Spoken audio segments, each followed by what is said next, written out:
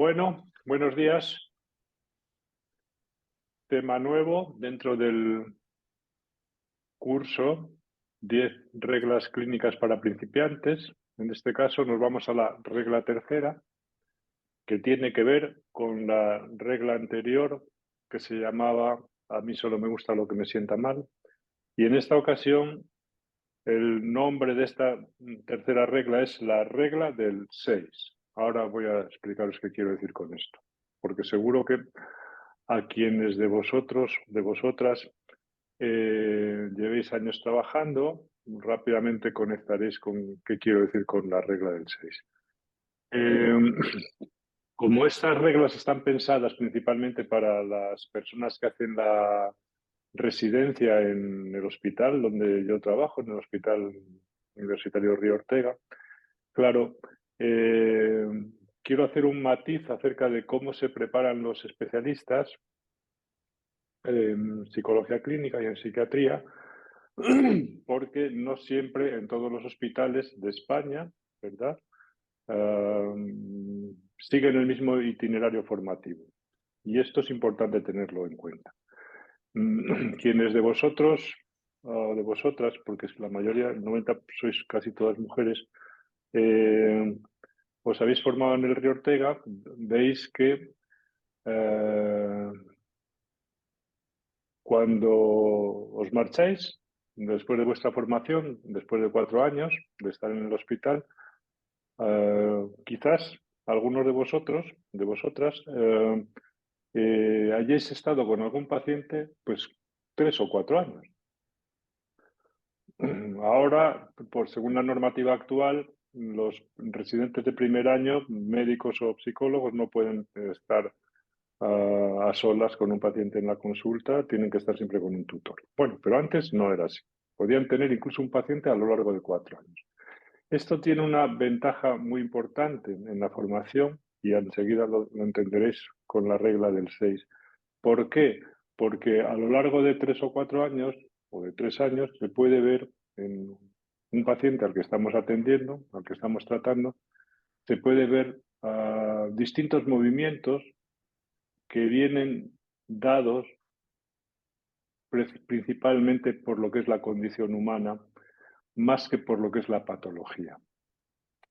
Ahora vais a ver lo que quiero decir. Porque de lo que vamos a tratar principalmente es de, en un momento determinado, cuando la gente se pone en tratamiento, te dedicas a hablar con un paciente, a dirigir un poco su cura en función de determinados criterios clínicos.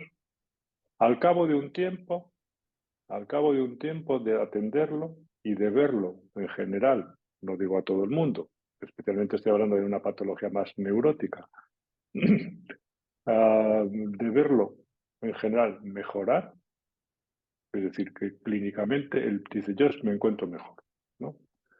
Al cabo de un tiempo, vuelve a la casilla de salida, es decir, como se dice vulgarmente en castellano, la cabra tira al monte, es decir, que vuelve a estar un poco en el mismo punto, ha metido el pie en el mismo cepo que lo había metido al principio, por lo que él vino a vernos, ¿no? Entonces, yo le he llamado a esto la regla del 6 porque, no por poner una cifra concreta, pero bueno, al cabo de medio año, en general, la gente, digamos, comienza a entrar en bucle. No digo 6 meses, pueden ser 4, pueden ser 8, pueden ser lo que sea. Comienza a entrar en bucle. Es decir, y esto solamente, por eso os hacía esta introducción, solamente se observa y se puede palpar cuando uno se hace cargo de pacientes y los sigue a lo largo de unos cuantos años. Porque esto no sucede así en todos los hospitales españoles. Por ejemplo, antes hablaba con África Balbás, que se está formando en Madrid en psiquiatría, y ella me decía, no, eso nosotros a veces ves a los pacientes 4 meses y no los vuelves a ver más, porque vas rotando por distintas unidades, como aquí, salvo que aquí tenemos la precaución, yo creo que con buen criterio, de que, pese a que hacen las rotaciones por distintas especialidades, van a neurología o van a la unidad del dolor o van a una de hospitalización o lo que sea, perfecto, pero siempre tienen un día a la semana, al menos, en el que van al CSM, al Centro de Salud Mental, donde citan a los pacientes y los siguen atendiendo. A los pacientes que han cogido desde el principio, algunos de ellos. Con lo cual pueden verlos, digamos, cómo maduran o cómo evolucionan con respecto a su malestar, pero también con respecto a la transferencia. Entonces, ahora, después de esta introducción, entenderéis un poco que la regla del 6 tiene que ver con el hecho de que los pacientes suelen mejorar, pacientes, estoy hablando de pacientes en general neuróticos, pero llega un momento en el que comienza, se puede decir así, su mecanismo a patinar y a patinar sobre lo mismo, es decir, a entrar en bucle, es decir, a volver a la casilla de salida. Porque hay algo que se pone en marcha, o que se pone en marcha, no, pero que insiste de nuevo con cierta fuerza a lo que Freud llamó la repetición y también la compulsión a la repetición, que hace que el sujeto, bueno, ¿qué hace? Es uno de los factores. Vamos a estudiar un poco este concepto de Freud un poquito hoy, un poquito las clases siguientes.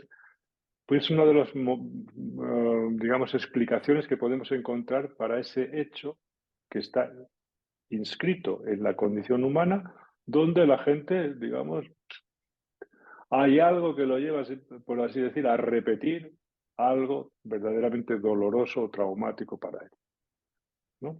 Y un clínico, tiene que estar en condiciones de darse cuenta de que eso sucede, y que no es un capricho de los pacientes y que tampoco es un error a veces en la dirección del tratamiento, porque suele suceder muy a menudo que los residentes y otras personas que supervisan casos, ¿no? Dicen, joder, iba tan bien con esta persona, de pronto está con lo mismo de antes otra vez.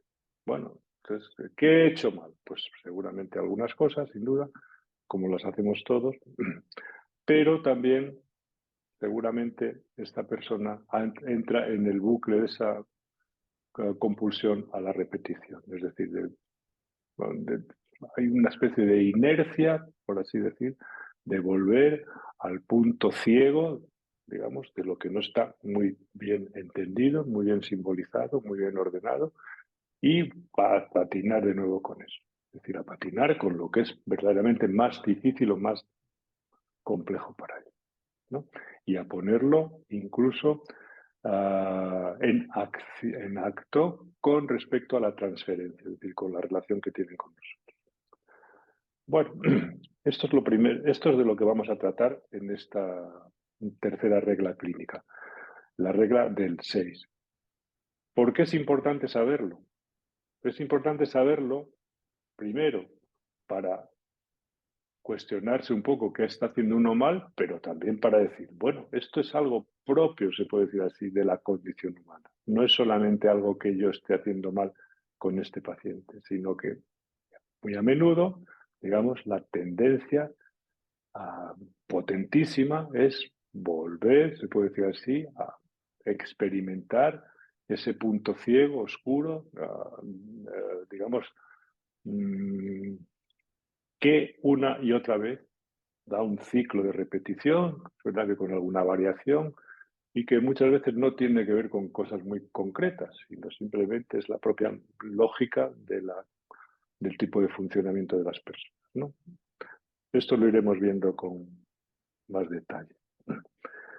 Eh, como decía, en primer lugar, no es infrecuente que esto suceda, con lo cual tenemos que estar prevenidos, advertidos de que esto es algo que suele suceder, tanto en los pacientes que tenemos en lo público como en los pacientes que tenemos en lo privado, y que generalmente se asimila o se asemeja más a determinado tipo de patologías, no de las grandes psicosis, ¿no? Porque eso funciona según de acuerdo con otra lógica, crisis, etcétera, etcétera.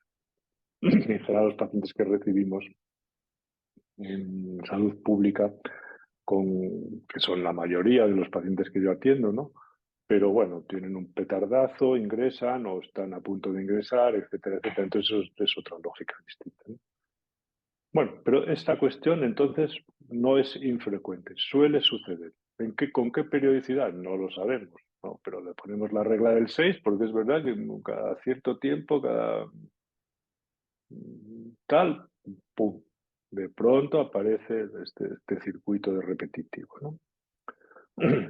En segundo lugar, este concepto de repetición puede, digamos, aclararnos algo sobre el asunto. Es uno de los grandes conceptos. Cuando Lacan dictó el seminario de los 4 conceptos fundamentales del psicoanálisis, uno de los conceptos sobre los que habló, naturalmente, fue el concepto este, ¿no? De la repetición, ¿no? Y para Freud fue un verdadero, digamos, descubrimiento también, ¿no? Es decir, fijaros, lo hablaba esta mañana también con las residentes, especialmente con África, la, cuando surge el psicoanálisis, ¿verdad? Todas las mejoras teóricas y clínicas que se han venido sucediendo, por ejemplo, en vida de Freud, en la misma obra de Freud, tienen mucho que ver, tienen mucho que ver con los topes que él fue encontrando con la aplicación de su método terapéutico, los topes que fue encontrando en las personas a las que trata. Esto es una hipótesis, ¿verdad? Que a mí me parece, desde el punto de vista de nuestro método histórico, o sea, clínico, histórico y epistemológico, es muy coherente, porque estudias cómo se construye una ciencia, un tipo de saber, un tipo de conocimiento, ¿no? Y es verdad que las variaciones importantes que Freud fue introduciendo tienen que ver con el hecho de cuando empezó a notar las limitaciones de su propio método. Y ahí rápidamente tenía que inventar otro tipo de conceptos más densos, más pesados, para ver que el psicoanálisis no era omnipotente, sino más bien impotente, que tenía, digamos, sus virtudes, pero que tenía sus limitaciones, como todos los métodos, unos más que otros, unos están mejor hechos que otros. No es tanto que las personas que le estaban visitando eran distintas, que había cambiado la subjetividad. No, no, no, no. Más bien la teoría se rehacía a medida que se mostraba la impotencia del propio método terapéutico y de la propia disciplina clínica, ¿no? Eso es un punto de vista, ¿no? Es decir, que hagamos una pequeña historia de todo esto. Y el otro día lo hablábamos, lo comentábamos, o lo proponía yo en el seminario del campo freudiano en Palencia, a propósito de un comentario de nuestro colega, mi amigo Fernando Martín Aduri. Yo le decía, los 3 registros de Lacan los podemos aplicar a la misma, con ellos podemos leer la misma historia de la clínica de la psicoterapia o del psicoanálisis, ¿no? Tenemos el registro más imaginario con el propio Freud, con toda la cuestión de la hipnosis, por ejemplo, ¿no? Donde, bueno, Freud rápidamente se deshace de ese asunto y es muy contrario, siempre está tratando de expurgar de su propia metodología, de su propia clínica, cualquier tipo de sugestión. Bueno, está obsesionado incluso con quitar la sugestión del método terapéutico que él había inventado. Pero si miramos un poco la historia de la psicoterapia, vemos que la hipnosis había ocupado un cierto papel a lo largo del siglo XIX, bueno, y había quedado poco a poco, había ocupado incluso un lugar importante dentro de la investigación y de la terapéutica en algunos ámbitos, por ejemplo, en la neurología, el propio Charcot, que fue uno de los, no por un maestro de Freud, pero Freud estudió con él un breve tiempo y quedó muy impresionado por la valía y por la capacidad de análisis clínico y semiológico de este hombre, ¿no? Entonces, bueno, ahí hay un tiempo, lo mismo sucede con otros psicoterapeutas que empezaron a escribir libros a los que les daban este título, ¿no? Dubois, por ejemplo, pues cuando lees estos libros te das cuenta de que los propios terapeutas se ofrecen como modelos de lo que debe ser un ciudadano sano y feliz, ¿no? Y a través de la sugestión, de la perorata, de echar un sermón o incluso de la hipnosis, pues tratan de cambiar a las personas. Es un tipo de incidencia en los pacientes, un tipo de influencia muy, usemos los términos de Lacan, muy imaginario, ¿no? Aquí me ofrezco yo como una imagen, pues así muy poderosa para que el sujeto se identifique con, el paciente se identifique con ella y entonces, digamos, esto le aporte una cierta sobriedad, una cierta estabilidad. Y esto se consigue, se ha conseguido en la historia de la clínica del siglo XIX a través de principalmente de la hipnosis, que que funciona gracias a la sugestión, ¿no? Y a la autoridad del hipnotizado. No es fácil que Charcot hipnotizara solamente llamándole doctor Charcot, ¿no? Por la autoridad mundial que él tenía en el ámbito de la neurología, ¿no? Bueno, claro, Freud ve que esto no da resultados muy efímeros y que hay que buscar otro tipo de resultados más coherentes también un poco con la condición humana, es decir, con el tipo de estructura, del tipo de cómo se constituyen las personas, ¿no? Y Freud ve ahí que el lenguaje tiene un papel prioritario o fundamental en la constitución del sujeto, ¿no? Entonces lo deriva todo, ya digamos, no tanto hacia hipnotizar, sino que incluso lo deriva todo hacia el ámbito de la incidencia de la palabra. Incluso el dispositivo analítico pasa por estar tumbado en un diván, es decir, ni siquiera verse con el paciente, simplemente oírse, son las palabras, ¿no? ¿Por qué? Pues porque Freud tiene la idea de que son las palabras las que están interviniendo en el proceso de la conformación de los síntomas y que las palabras pueden deshacer esa conformación de los síntomas. Una cosa de lógica digamos, de sentido común. Él lo piensa así. Y se escribe todas esas obras inicialmente sobre los chistes, los sueños, en fin, todo este tipo de conformaciones del inconsciente de acuerdo con una serie de leyes que después Lacan llama las leyes del lenguaje, pero que para Freud son, digamos, la incidencia que tiene el lenguaje en la conformación de los síntomas y la incidencia que tiene el lenguaje en la terapéutica de los síntomas. Si un síntoma se conforma de acuerdo con las leyes populares de cómo se dice parálisis para una histérica de Viena, la parálisis llega hasta aquí porque la parálisis hasta ahí donde llegaba el guante, pues Freud piensa que la parálisis en guante tiene que ver con la palabra popular con la que se designa. Eso lo escribe Freud así desde sus primeros textos. Y por tanto la interpretación, es decir, una palabra puede deshacer ese. Es Freud al inicio, es Lacan también durante los primeros, hasta la época más o menos del 1950, 50 y pico, donde una interpretación puede deshacer una anudación sintomática, un nudo sintomático, ¿no? Perfecto. Pero claro, Freud, a medida que avanza, ¿verdad? Ahí está, se puede decir, así hemos pasado al plano simbólico. La incidencia del lenguaje, no solo en la constitución de la subjetividad, sino la incidencia del lenguaje en cómo deshacer las formaciones sintomáticas. Pero claro, Freud rápidamente, al cabo de unos años, ve que todo eso no tiene sus limitaciones. ¿Y dónde empieza a ver las limitaciones? Pues empieza a ver las limitaciones justamente con uno de los conceptos que crea para explicar esas limitaciones es el concepto de repetición. Porque se da cuenta de cómo algunos pacientes, véase el hombre de los lobos, por ejemplo, vuelven a la casilla de salida. Y entonces eso se traduce desde el punto, en el plano teórico, es decir, a ver, esto no es tan sencillo como que hay una gran potencia, se puede decir así, terapéutica del análisis, sino que hay un punto muy irreductible o casi, digamos, en el que el método rebota contra la pared ¿de qué rebota contra la pared? Pues de una especie de constitución granítica o de acero que empieza a adquirir determinados nombres. La repetición, la pulsión, todo este tipo de cosas ahí ya muy densas, ¿no? Donde aparecen a veces nombradas como una especie de tendencias casi incoercibles, indominables, etcétera, ¿no? Donde nuestro método de rascar en la pared se vuelve, digamos, casi inoperante.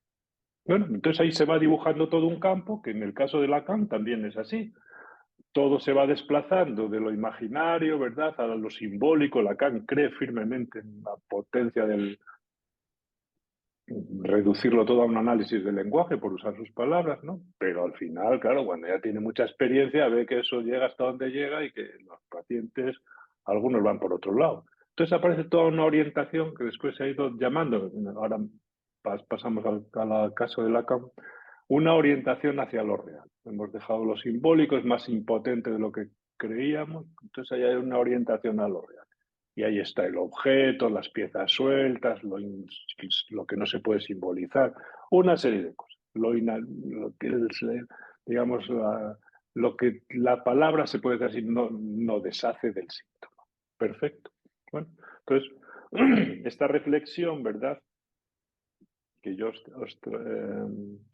os traslado ahora, en realidad, creo que hay maneras de entenderlas mejor, unas mejor que otras. No se trata tanto de que ahora todo el mundo, todos los terapeutas, todos los psicoanalistas tengan que, cuando llega el paciente, ir directamente a una orientación clínica hacia lo real y entonces eso se traduzca en una forma de tratar a los pacientes mediante el silencio y el corte de la sesión. Porque si eso lo haces en salud pública, los pacientes se van todos y te ponen una denuncia.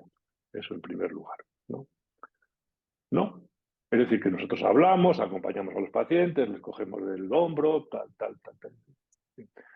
Creo que una forma no muy correcta, me parece a mí, de entender eso es como que lo imaginario y lo simbólico han quedado superados y ahora estamos en este punto, ¿no? Y que lo bueno es eso. Bueno, lo bueno, eso es una opinión. O otra forma, creo que se puede discutir si es más correcta o no, yo creo que no es tan correcta, es que la gente ha cambiado tanto en las últimas décadas que ahora lo que hay es eso. Y creo que tampoco es eso. Creo que es más bien el discurso analítico el que va chocando, digamos, con unos topes y se va reformulando. No tanto que cambie la gente, tanto. La gente cambia, sí, sí, pero vemos pacientes como Dora y como Lancer todos los días. Y vemos gente que son distintos. ¿Por qué? Porque no están dentro de los tipos clínicos descritos por Freud o los de Krepper, se han ido describiendo posteriormente, ¿no? Entonces, bueno, estas son sugerencias que yo os hago que pueden estar más aceptadas o menos, pero lo que sí hay que tener en cuenta es que todo esto va girando y los topes a los que nos obligan el giro teórico y el giro clínico son los topes que nos encontramos de lo que es más irreductible de los pacientes y tenemos que irlo cambiando.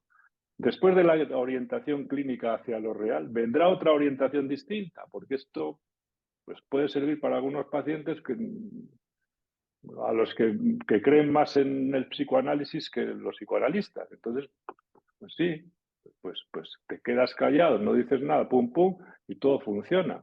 Pero con la mayoría de los pacientes esto no funciona. Entonces hay que echar mano de otras cosas. Creo, por tanto, que no es una cuestión tanto de progresión, sino más bien de adaptarse a cada paciente a lo que conviene a cada caso. Punto. Esa es una opinión muy discutible, sin duda. Discuto con muchos compañeros, pero esa es la cuestión, porque después de la clínica orientada hacia lo real vendrá no se sabe qué otra clínica, porque esto tiene también su tope y habrá que modificar la teoría para tratar de horadar un poquito más con la uña esa especie de real, de cosa a lo que la imagen, la palabra, le cuesta mucho llegar, ¿no? Bueno, pero eso no quiere decir que no se pueda hacer nada con los pacientes. Bueno, esto es otro punto de vista, ¿no? Otra cuestión es que este asunto de la repetición, también lo veremos el próximo día, está también inscrito en la historia cultural, esto nos interesa menos, con una serie de aspectos, ¿no? Del eterno retorno, de no sé cuántas cosas, ¿no? Como si todo volviera en un momento determinado al mismo punto, etcétera. Es decir, que desde el punto de vista filosófico, incluso cultural, hay algo de todo esto, ¿no? Vuelta a lo mismo, etcétera. Pero a nosotros esto no nos interesa menos. Lo que nos interesa es que clínicamente hay volver, se puede decir así, al punto más complejo, al punto más traumático por parte de los pacientes. ¿Qué hace que alguien estando un poco mejor? Esta es una pregunta buena, ¿no? ¿Qué hace que alguien habiendo mejorado un poco, tenga una tendencia a volver al punto chungo, al mismo punto chungo de antes? Bueno, Freud le trata de dar una respuesta y el próximo día nos vamos a ocupar de ello, leyendo algunos pasajes del texto de 1920, que es una de las obras cumbres de Freud, más allá del principio del placer. Bueno, eso le podemos dar una explicación teórica, ¿no? Compleja, sin duda. Pero bueno, a nosotros lo que nos interesa es, digamos, constatar unos hechos clínicos y ver cómo los podemos acometer o sacar adelante. Otra cuestión importante es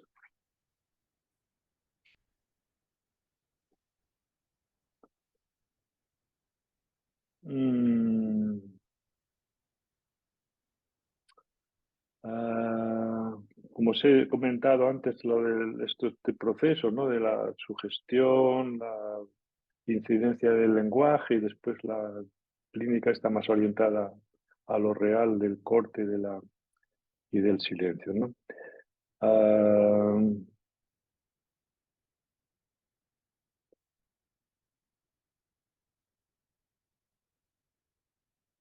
bien, ahora me gustaría comentaros un poquito a qué es esto de que Freud comienza a vislumbrar ya desde los estudios sobre la histeria con Breuer, después se ve también en el análisis de Dora, ¿no?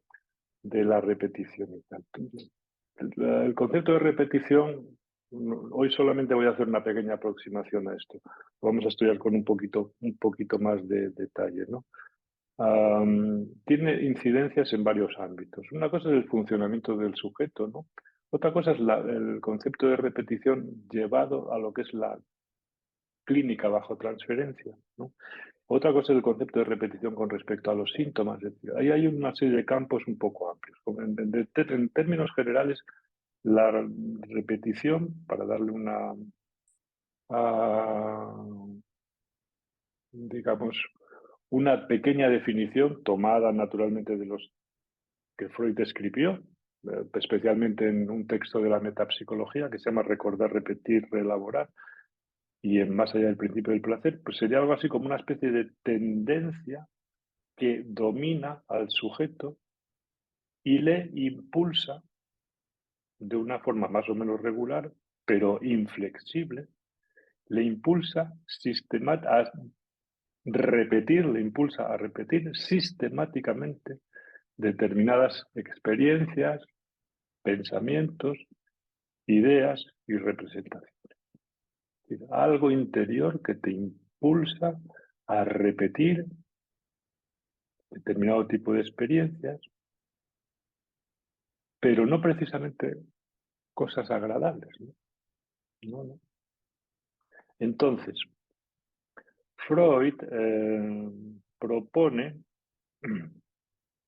la existencia de una compulsión, término suyo, de una compulsión básica a repetir,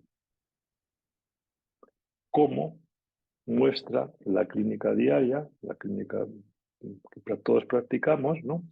Una compulsión que se manifiesta en la tendencia del sujeto a exponerse a situaciones angustiantes.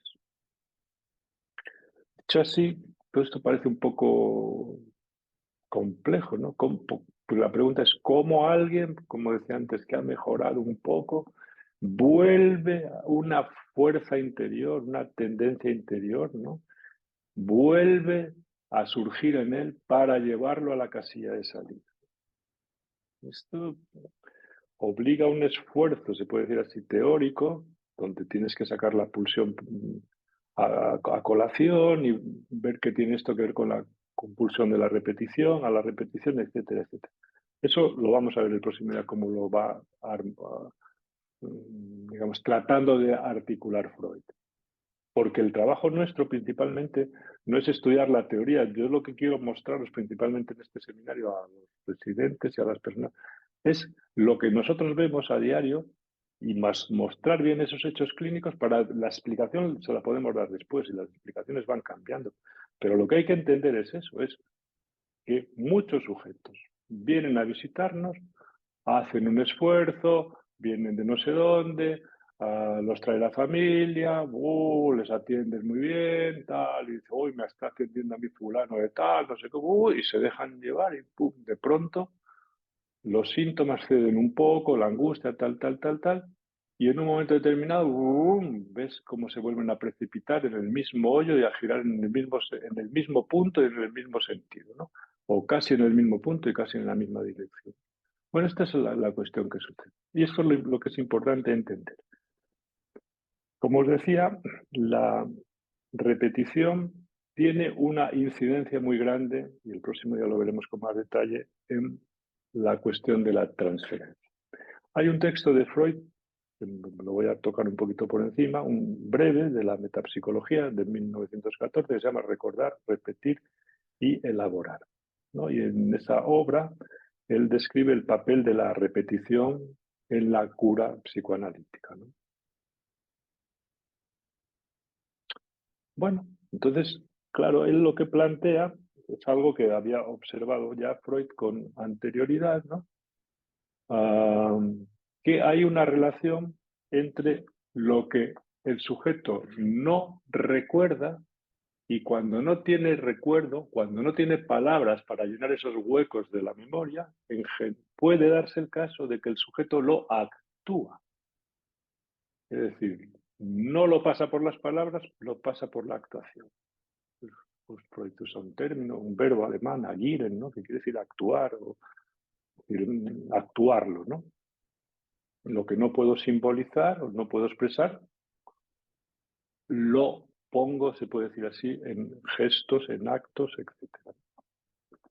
Bueno, esto Freud lo describe perfectamente.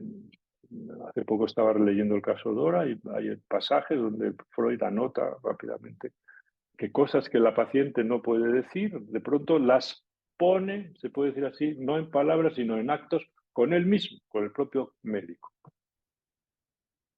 Y esto lo vemos nosotros en la consulta con mucha frecuencia.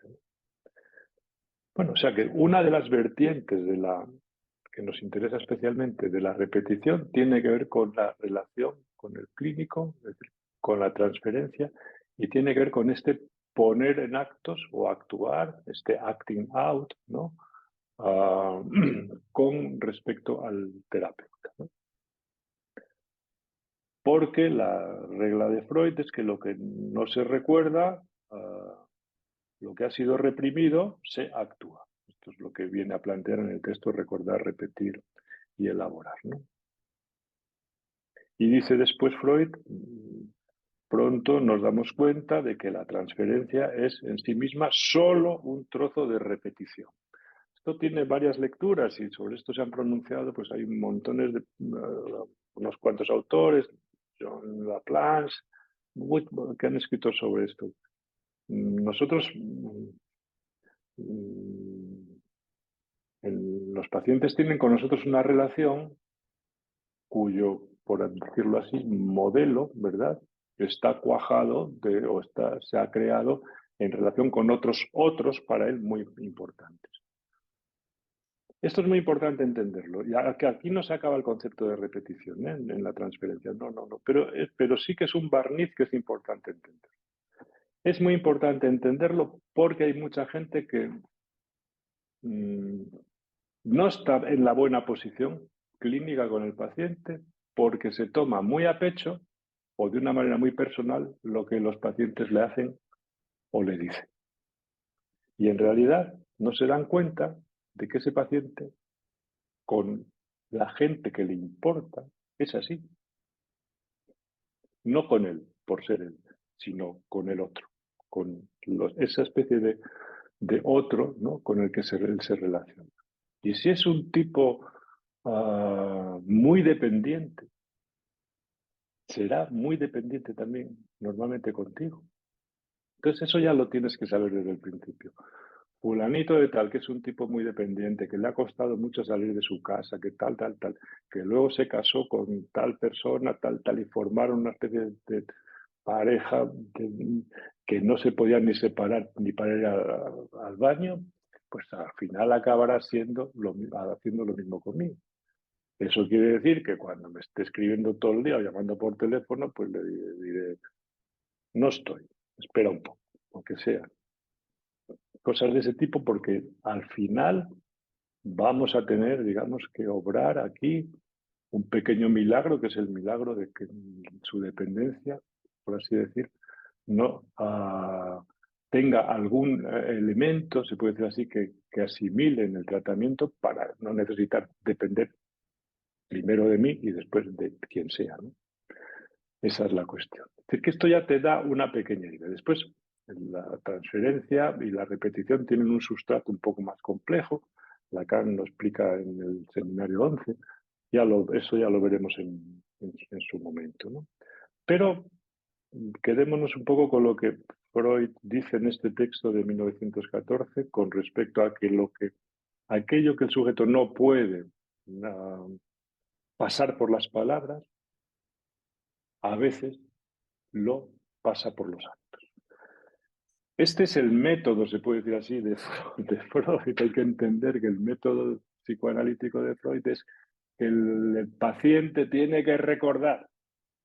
Allí donde hay una huella, allí donde hay digamos, una amnesia, donde hay cosas que el sujeto no recuerda, hay que recordar. Esta es la idea de este método de Freud en el que él creía, ¿no?, que recordando, evocando, tal, tal, tal, el sujeto se curaría. Bueno, esto va muy bien para los sujetos neuróticos, pero no va bien para otro tipo de pacientes.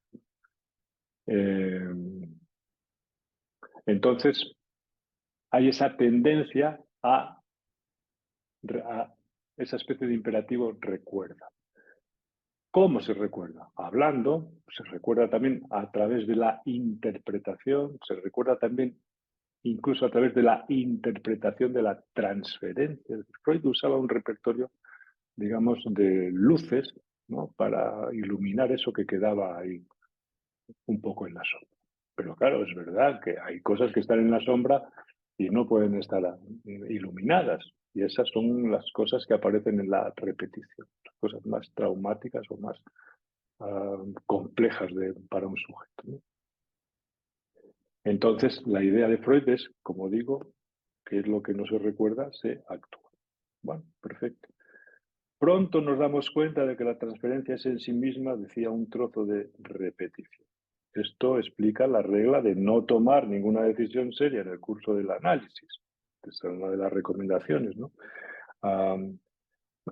Algunas de las recomendaciones que se hacían en su tiempo, ¿no? Ahora, bueno, hay que pensarlo más caso por caso todo esto. En la medida en que solo es pura y simplemente repetición, la transferencia, claro, si solo es pura repetición, es también una resistencia. Y aquí entramos en un asunto muy importante que vamos a tratar el próximo día.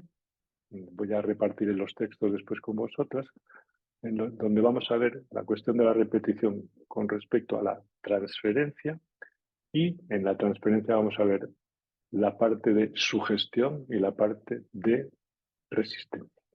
Esto es para... Creo que hay un texto de Jacques Alain Miller que lo explica muy bien, ya os lo pasaré para que lo vayamos trabajando y el próximo día lo comentemos. Y un breve texto que comentábamos antes, África y yo, me parece que es de piezas sueltas, ¿no?, de uno de los últimos cursos de Miller, que trata también sobre estas cuestiones. Bueno, el próximo día os doy por el grupo os mando las indicaciones y lo vamos preparando para el próximo día. Bueno, como veis, este concepto del que Freud se va percatando de la repetición, llega un momento en que se convierte, el concepto varía un poco y comienza Freud a hablar de la compulsión a la repetición. Es decir, que coge incluso más fuerza Wiederholungszwang, la coacción, para traducirlo literalmente, Zwang, la coacción o la compulsión a la repetición. Wiederholung. Bueno, es decir, que Freud le comienza a darle ahí ya una forma, se puede decir así, esto ya muy densa, ¿no? Entonces, por ejemplo, desde el punto de vista nuestro, clínico, psicopatológico, ¿qué quiere decir esto de compulsión a la repetición? Quiere decir que dentro de nosotros hay un proceso Zwang, de coacción, incoercible, de origen inconsciente, ¿no? En virtud del cual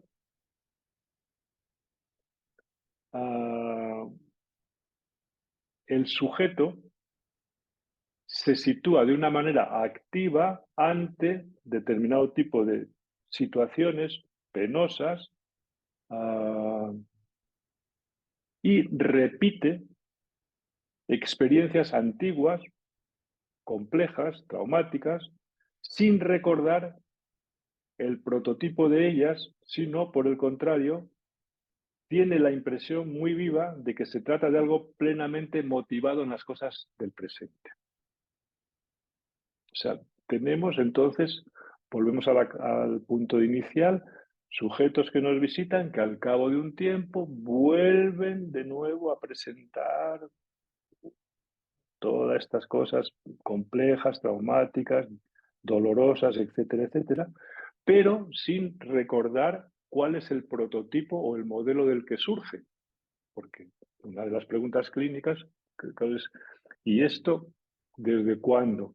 ¿Cuántas veces le ha pasado lo mismo? ¿No? Entonces uno va encajando y el sujeto tiene un tipo de funcionamiento muy repetitivo que a veces ante determinadas circunstancias vuelve a surgir lo mismo. Y a veces es muy difícil, ¿no?, de ver esa circunstancia que puede desencadenarlo, porque en realidad más que una circunstancia es un tipo de funcionamiento, ¿no? Esa Wiederholung, ¿no?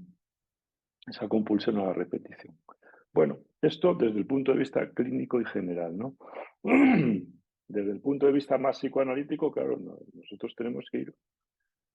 ¿Cómo explicamos todo esto? Ahí ya tenemos que irnos introduciendo en toda la cuestión más general de la teoría psicoanalítica, que le puede dar a esto una explicación a través del concepto de pulsión y a ver qué vamos a poder aclarar un poco con respecto a esto, ¿no? Resulta evidente que el psicoanálisis, desde el principio, se vio, desde el principio, desde los estudios sobre histeria, el caso Dora, etcétera, se vio, digamos, confrontado con este tipo de experiencias del sujeto, experiencias repetitivas o desde el punto de vista de la observación de fenómenos de repetición. Y cuando se tiene en cuenta especialmente los síntomas, podemos observar que algunos de ellos son manifiestamente repetitivos. Hay muchos síntomas que son repetitivos. ¿Dónde se ven esto con más? En las obsesiones, en los rituales, todo este tipo de cosas, ¿no? Son muy repetitivos, ¿no? Y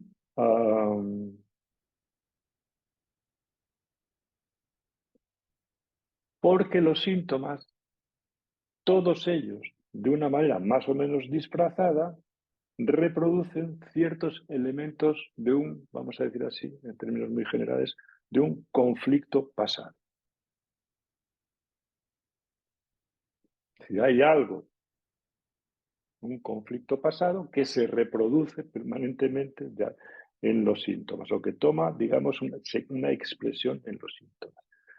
Entonces, se puede decir que de modo general, lo reprimido, lo inconsciente, intenta retornar al presente, intenta encarnarse, se puede decir así, o experimentarse de nuevo en el presente. ¿Cómo? Los sueños, por ejemplo, es una vía especial para ello, ¿no? Los sueños siempre nos interesan no solo los sueños que van cambiando, ¿no?, sino los sueños que son siempre lo mismo. Ahí hay algo, se puede decir así, por usar el término que hablábamos antes, de ese conflicto originario, ¿no? Los sueños, los síntomas, en fin. determinado tipo de acting out, de actuaciones, de cosas que a veces se hacen cuando uno se queda sin palabras, ¿no? Hay algo ahí un poco repetitivo en todo eso, ¿no? Es decir, que lo que no es entendido se actúa. Lo que no es entendido se actúa, reaparece y a veces se actúa y a veces, digamos, se puede decir de una manera un poco velada, ¿no? Y Freud usa aquí una expresión muy hermosa, ¿no? Lo que ha permanecido incomprendido, dice, retorna. Lo que ha permanecido incomprendido o no entendido, mejor dicho, retorna. Dice Freud, como alma en pena, como alma en pena. No descansa hasta encontrar solución y liberación.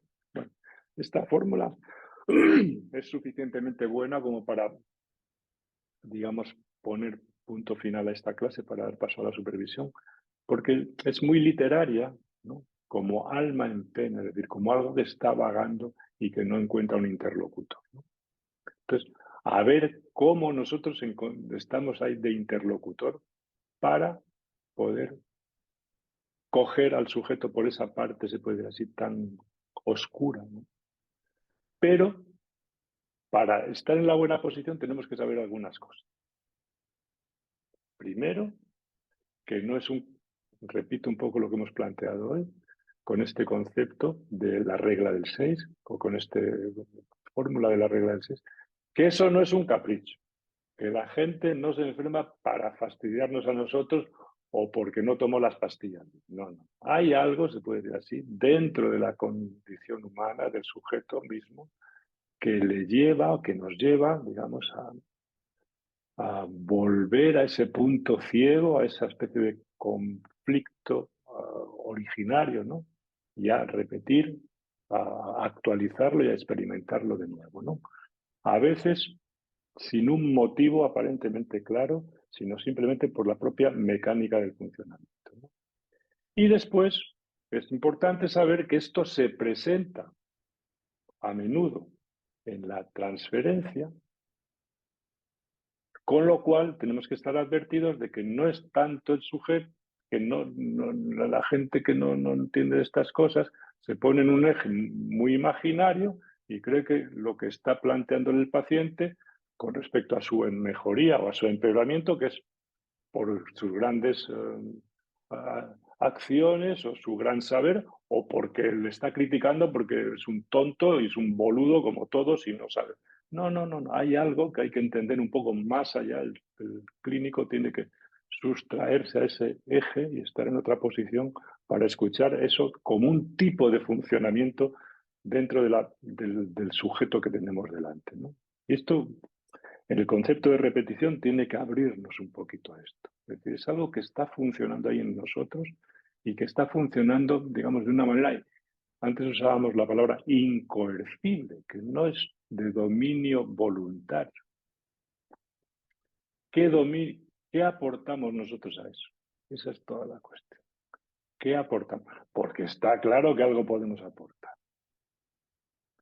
Sea echando mano de la sugestión, sea echando mano de la palabra, sea echando mano del silencio, de lo que sea. Algo podemos aportar. Probablemente de lo que convenga en cada momento. Unas veces una cosa, otras veces otra. O simplemente de la presencia. Algo podemos aportar para todos. ¿De acuerdo? Entonces, para poner punto final, os mandaré por el grupo de WhatsApp lo que vamos a estudiar para el próximo día y quienes de vosotras se animan a participar y lo vamos a repartir un poco el trabajo. Y el último día, el próximo día nos vamos a ocupar de aclarar un poquito esta cuestión del concepto de repetición y al día siguiente voy a hablaros y os ruego que vayáis pensando también para ver cómo lo veis vosotras o vosotros, porque cuando estuve en Ciudad de México hace poco, una de las conferencias que me propusieron se llamaba ¿Qué es un caso difícil? Entonces, yo nunca había leído nada que se llamara así. Entonces, fui tomando una serie de notas de lo que me parecía a mí que era un caso difícil. Y la verdad es que es una tabla con muchas vías de entrada. Yo la estructuré de acuerdo con una serie de cuestiones que me parecen a mí, pensando en los casos, ¿no? Pero irlo pensando también. ¿Qué es un caso difícil para vosotros? Porque, bueno, y con eso terminaremos esta tercera regla, que es la regla del 6. ¿De acuerdo? Bueno, ahora vamos a dar paso a la supervisión de Aldana, ¿verdad? Que es una residente externa de Argentina, y vamos a cortar entonces la grabación. ¿De acuerdo?